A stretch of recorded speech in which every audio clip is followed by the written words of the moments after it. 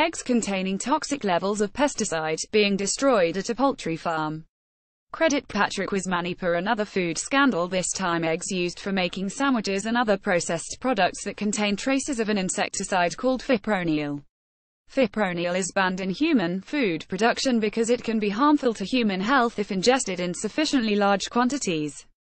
It's very unlikely that anyone would consume enough to be harmed, but 700,000 eggs have been recalled and destroyed in the UK alone. Up to 15 EU states, and Switzerland and Hong Kong are believed to be affected. The eggs came from farms in the Netherlands, Belgium, France and Germany and were sold across Europe. However, the numbers involved are a tiny proportion of all eggs produced and sold even in a day, around 34.5 meters in the UK alone.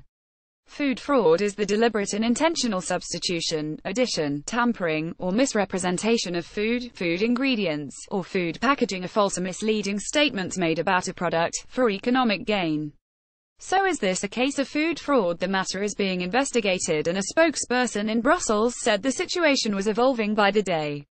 We do know that following raids in Belgium and the Netherlands, 2 men were arrested facing fraud charges. It is not clear whether any farmers knew what was in the products. Criminal investigations appear to be centered on pest control and the suppliers of cleaning products. If the egg producers knew that they were using an insecticide that was banned for use in human food production, then the fraud would be in how they managed the paperwork in purchasing the substance, masked it in inspections and made claims in the sales of the eggs. Paper trails. If it turns out to be a fraud, perpetrators of this kind of crime are as likely to be charged with false accounting and record keeping as with anything else. On August 2, 2017, 2 men were jailed and another given a suspended sentence in the UK for their role in the 2013 horsemeat scandal. Their aim was to boost profits, and they falsified paperwork to hide the fact that horsemeat was being passed off as beef. In this case, City of London police pointed out that it was an outright fraud by misrepresentation. Food fraud is rarely a single crime. Cases that have come to court also include food safety breaches, animal welfare violations, employment law infringement, smuggling, tax and duty evasion, terrorist funding, bribery and corruption, extortion as well as false accounting.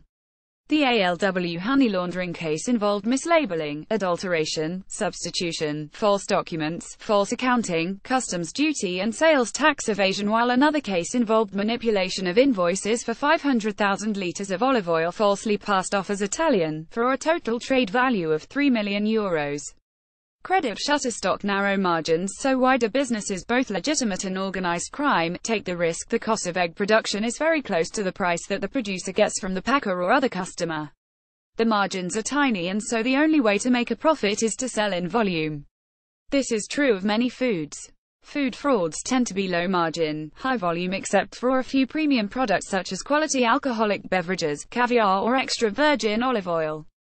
Even a fraction of a cent a penny per egg over hundreds of thousands of eggs can mean the difference between making a profit to survive as a business, being able to withstand increasing feed prices or labor costs, or being able to reinvest. Feed is the highest cost in egg production, but the loss of birds through disease also puts pressure on egg producers, hence the attraction of using insecticides in cleaning routines to guard against lice and ticks which bring disease among large flocks. These are all added costs to the production of eggs, and with fipronil now available in generic form, the cost of buying it has come down. We don't yet know whether the use of fipronil in this case was a deliberate attempt to lower costs or was due to negligence, but it is almost axiomatic that where profit margins are tight, there is an incentive to cut corners. Joining up the dots. So how easy it is to get away with passing off food products as safe when they are not. The food industry has scientific checks in place, and more recently there have been growing requirements based on advice from the Global Food Safety Initiative for vulnerability risk assessments to be carried out by companies in the supply chain.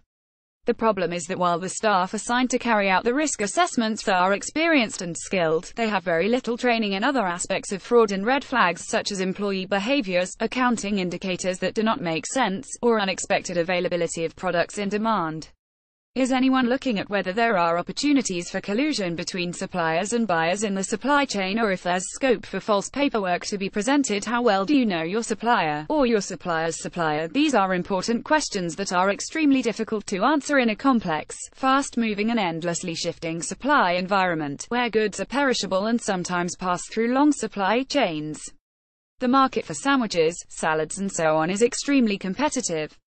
Food doesn't necessarily need to become more expensive. There are costs, particularly those associated with waste, that could be taken out of the system.